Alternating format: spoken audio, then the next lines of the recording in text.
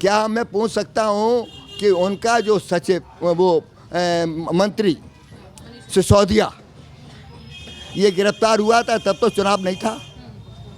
इसके पैसे इनके और भी मंत्री गिरफ्तार हुए भ्रष्टाचार में, तब तो चुनाव नहीं था।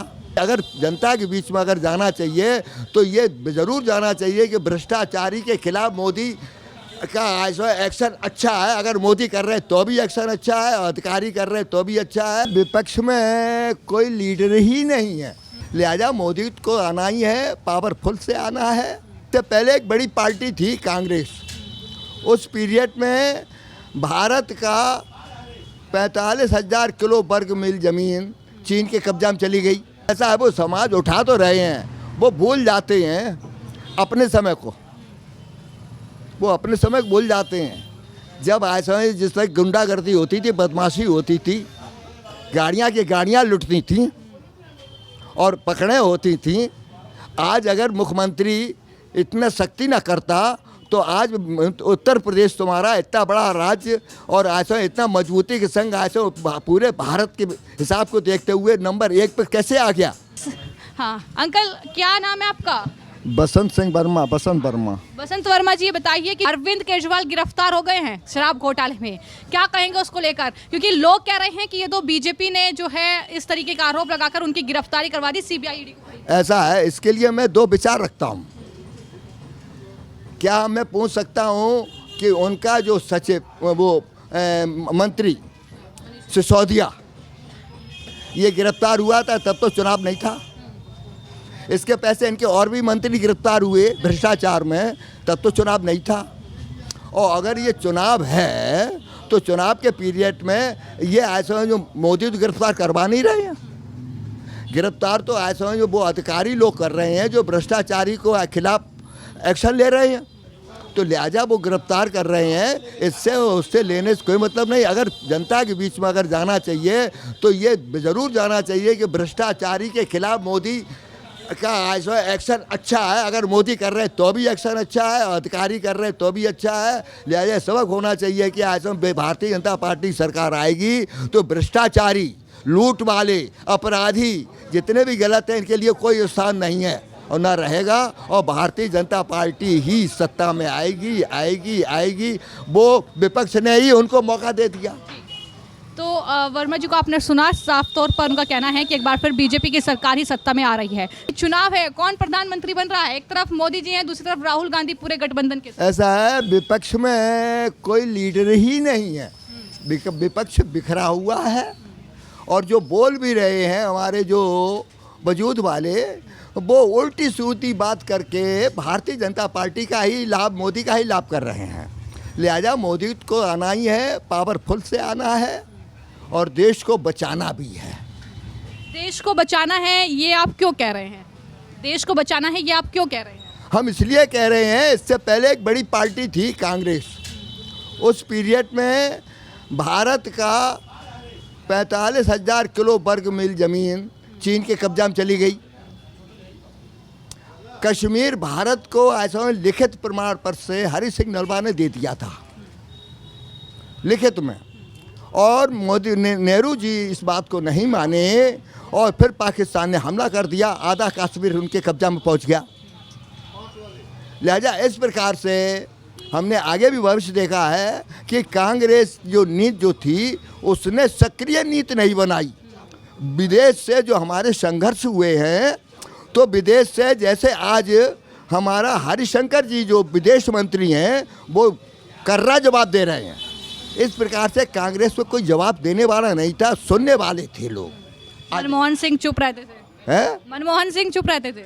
मनमोहन सिंह आदमी बढ़िया थे और उनके पीरियड में इससे पहले वो एक अधिकारी थे और बाद में नरसिंहा राव सरकार में वो मंत्री बने, वित्त मंत्री।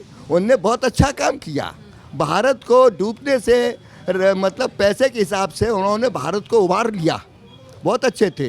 पर उनके पास एक मजबूरी थी, प्रधानमंत्री तो बने पर जब लोकसभा में एक प्रस्ताव आया तो वो प्रस्ताव लोकसभा में आया तो वो प्रस्ताव आया समझो मनमोहन सिंह महिला प्रस्ताव आया था पास करने के लिए।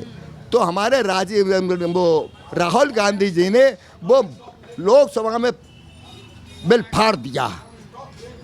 तो बेचारे सबने समझ लिया कि ये ऐसा जो है प्रधानमंत्री नाम के लिए हैं, राहुल जी प्रधानमंत्री हैं, जो ये चाहती हैं सोनिया राहुल सी सोई वो करते हैं, इसलिए वो उसमें फेल हो गई। अच्छा, आपको राजनीतिक अनुभव खूब है, लेकिन एक सवाल, कांग्रेस पार्टी क्या इसलिए कमजोर हो रही है क्योंकि वो गांधी परिवार में ही अटकी हुई है?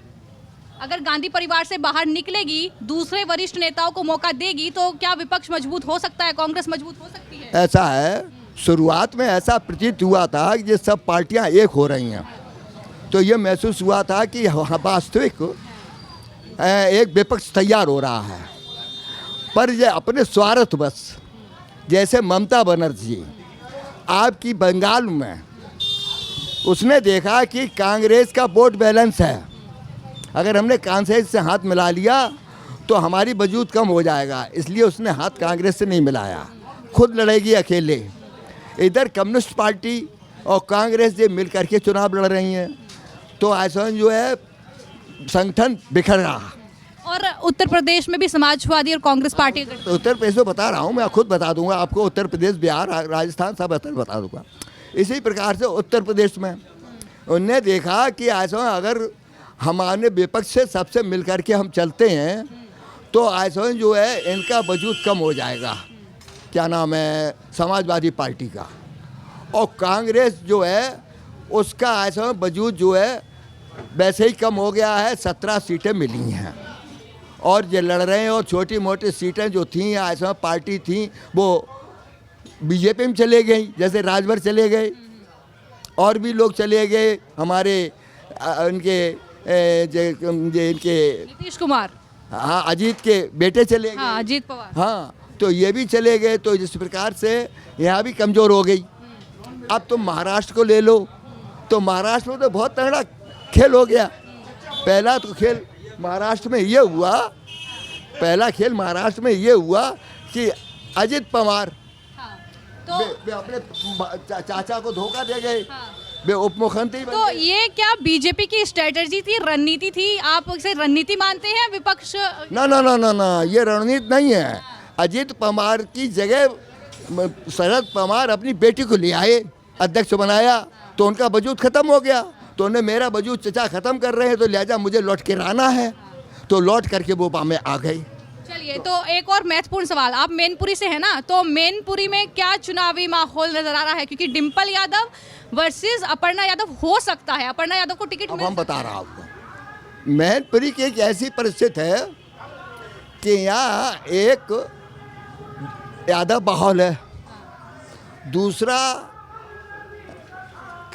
शाक्य और लोधा परिवार है, तो इन दोनों को देखते हुए इतने खन जो है ये तो पावर में है ही है। क्यों जसवंत सिंह इनने अपना बासोसन बना लिया, तो उधर वोट यादव ज़्यादा है, करहल में ज़्यादा है, उधर उनको लाभ मिल रहा है। अब बीजेपी ये चाह रही है कि हम इनका मुकाबला कैसे करें या इनसे फाइट कैसे करें, तो इतने बहुजन समाज पार्टी और बीजेपी में ये चल रहा है कि कौन ऐसा में जो है कौन टिकट किसे देता है। अगर साख को बहुजन समाज पार्टी देती है या ठाकुर को देती है तो बीजेपी की स्थिति कमज़ोर होती है। लिहाजा इसीलिए अभी इनका वोट खुला नहीं है, सीट खुली नहीं है, अभी एमपी के लिए कोई इनका अभी व्यक्ति सामने आया नहीं, दोनों में से एक का। जब तक ये दोनों सामने नहीं आ जाएंगे तब तक ये पता नहीं चलेगा कि कौन फाइट कर रहा है। अच्छा, लेकिन यहाँ पर ये कहा जा रहा है कि एक तरफा डिम्पल यादव ही जीतेंगी। तो कोई ऐसा है, डिम्पल यादव तो मौजूद पहले से, हमने क्या कहा कि ऐसा वोट बैलेंस के हिसाब से, जात के हिसाब से वो तो वैसे ही मजबूत है, पर यहाँ जो मजबूती जो हम समीकरण जो बना रहे हैं कि सबको मिला करके, उस समीकरण में हमारा सिर्फ बहुजन समाज पार्टी, यानी जातीय समीकरण जो है वो खूब मायने रखता है। और उत्तर प्रदेश के मुख्यमंत्री के बारे में क्या कहेंगे, जो बुलडोजर की कार्रवाई वो कर रहे हैं? कुछ लोग समाजवादी पार्टी के सवाल उठा रहे हैं उस पर कि वो गलत है।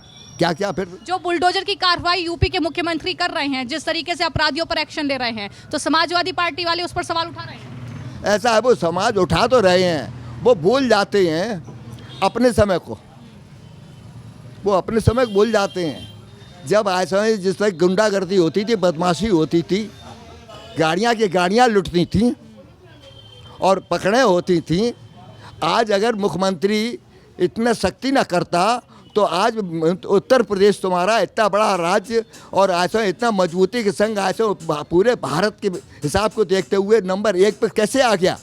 गुंडागर्दी ख़त्म की और ये गुंडागर्दी को महत्व देते रहे। ये अगर गुंडागर्दी को महत्व न देते तो शायद आज बने रहते, और फिर ये बने कैसे रहते, इनमें आपस में ही फूट रही चचा भतीजे हैं, और वही फूट से इनकी सरकार चली गई।